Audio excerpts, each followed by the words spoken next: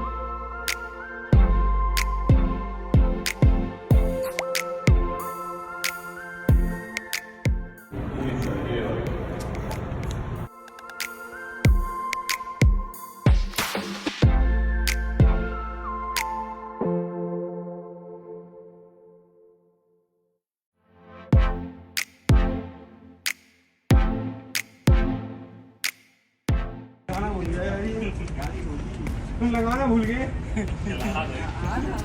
क्या हुआ बेटी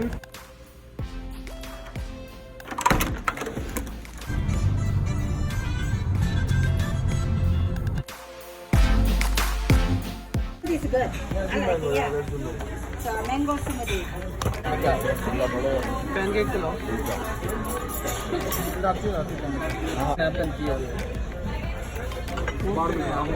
नहीं इसकी तो बनती है यार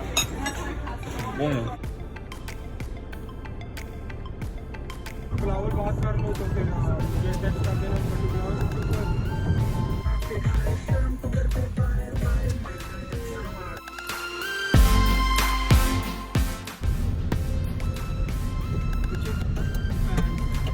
तू खाली वही ऐसा करना वास्ते में चलाऊंगा तो मैं पीछे से आने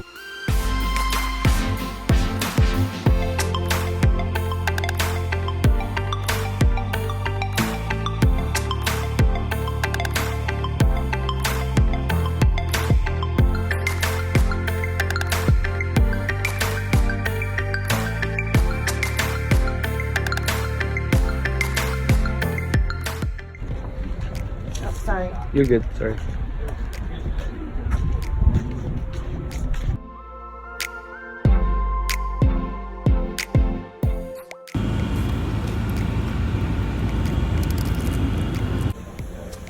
Vegas will be alright next year, dude.